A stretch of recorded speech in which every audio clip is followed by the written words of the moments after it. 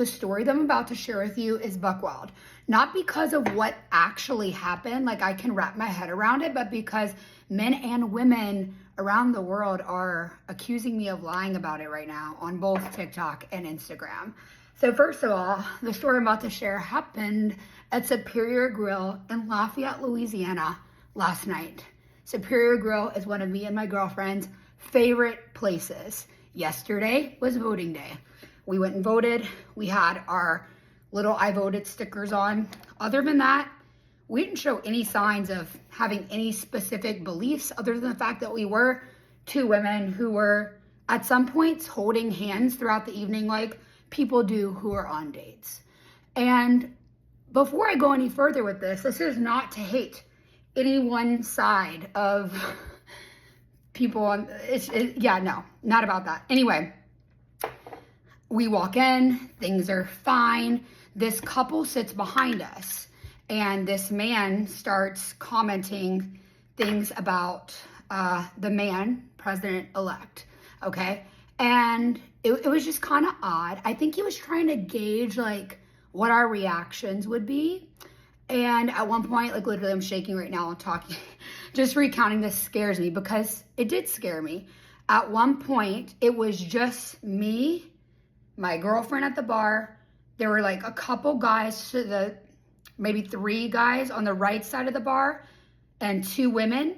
It wasn't very busy, but the only other women were very far down the bar. It was just guys by us. And this man and what I believe was his wife sit down behind us. And he starts being pretty loud. And he says, this is what really got me. Because whatever your politics are, your politics are. Maybe you liked Kamala, maybe you didn't. But he said very loudly and arrogantly towards us, because we were the only women right there who would have heard it. It was, no woman should run this country. And I just turned around and was just in complete shock because like, why are you yelling this? Everyone's peacefully eating. Me and my girlfriend were quietly, peacefully eating. We weren't saying anything negative about any political party. We were just on a date. And he looks at me and like waits for my response.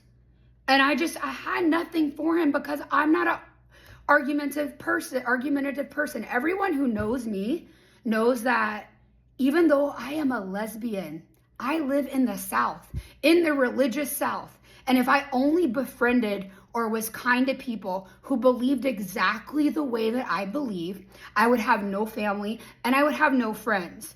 Therefore, I'm just not interested in arguing with people that I will not be able to get through to. And I'm also very, very open to hearing everybody, even if they disagree with me. I love everybody. I just want peace and unity. But at this moment, because of what was going on in the world, the audacity to yell this across the way because he was at a bar table behind the bar and he looks dead at me as I look at him because I'm just like, I can't believe like what is going on. He wasn't looking at his wife. He was looking at us to get a reaction out of us because I guess he assumed we're lesbians because we're sitting close together and probably holding hands at some point.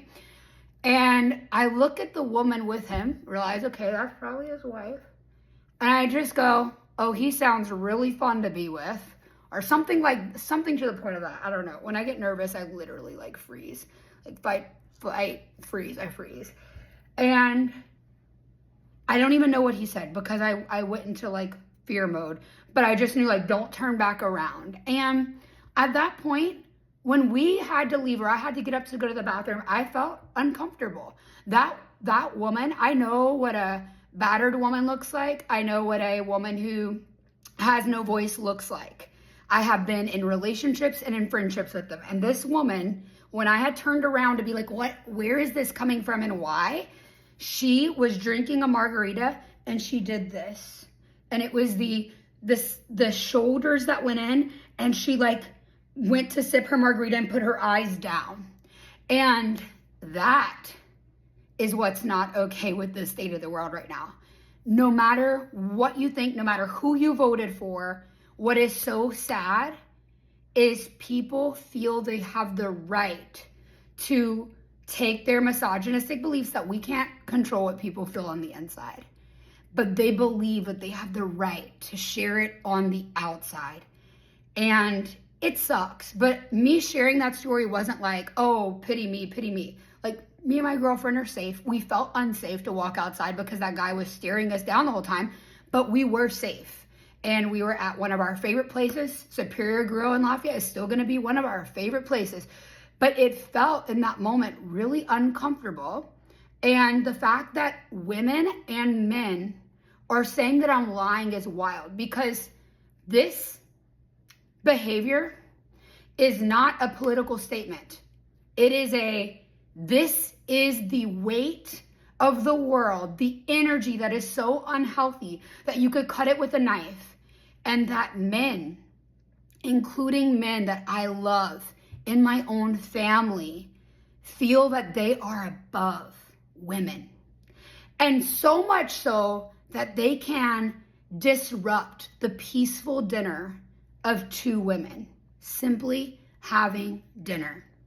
We live in America, land of the free. I will never, ever yell across a restaurant at someone who is wearing clothes that would make me think that they are voting for someone that maybe I didn't vote for.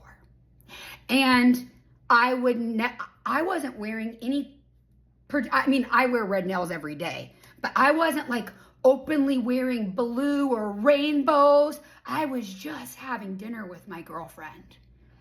And my point of making that post is about the climate.